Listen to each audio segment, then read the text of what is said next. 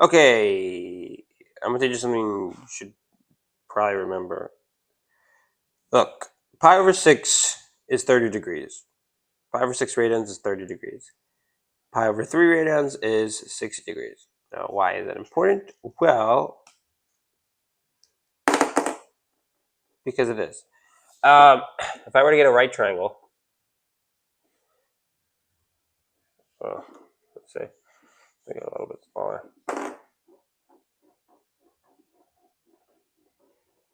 Yeah, it doesn't matter. Whatever. If I let's make things up. If I were to get a right triangle, right, this is 90 degrees, and let's say this was pi. This angle right here was over pi over 6 degrees, pi over 6 radians. And this one, that would mean that this one, which is 30 degrees, that would mean that this one would have to be pi over 6 radians, which is 60 degrees. I mean, pi over 3 radians, which is 60 degrees. Now, the thing about this is that it's all fine and dandy, but if I were to make an identical triangle to this one, dang, that's not identical. Okay, listen, you're gonna have to pretend with me like I'm drawing an identical triangle.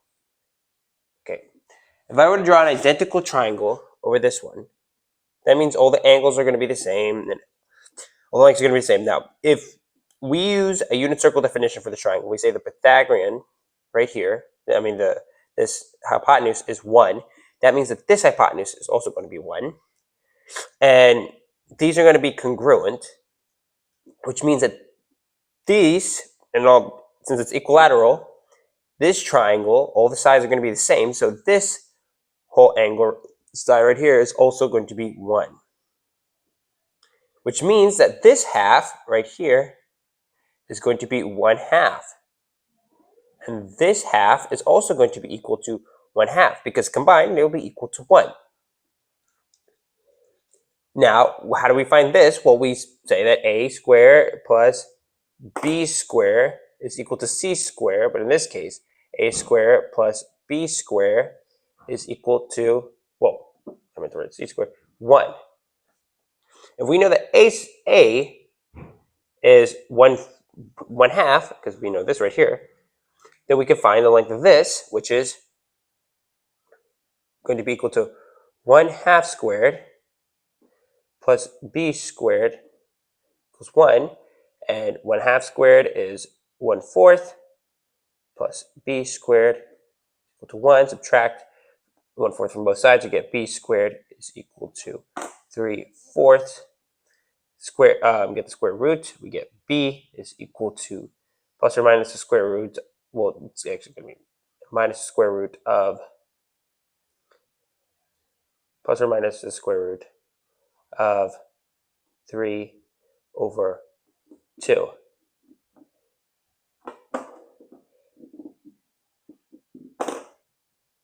Okay, so this will be our length for this side. So we found out what we found out what the length for this right here is. Now, this is important because if we were to take the unit circle definition, that's not a unit circle. If we were to take the unit circle definition, where the radius is 1, okay, and we get angles like this, that means that the y coordinate, like if we get an angle right here where this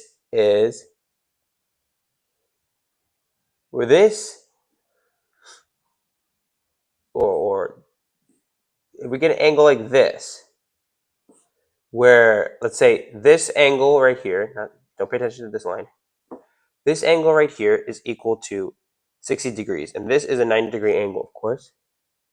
This is a 90-degree angle, but this angle right here is 60 degrees, or pi thirds. And this angle will have to be pi 6. And like we just saw, this right here, this length right here, the short side, this x right here is going to then be equal to 1/2. Or the cosine right there is going to be equal to, the cosine of theta is going to be equal to 1/2. And that will force this right here, this b right here, this longer component, this sine, or this y, that means that y, since this is the unit circle's unit of 1, is going to be equal to this. It will be equal to, in this case, positive what square root third over 2. That's what this is going to be equal to. So, yeah, and if you reverse the angles, it'll be the same thing, except reverse the sine and cosine. Anyways, yeah, that's cool. Bye, Saints School.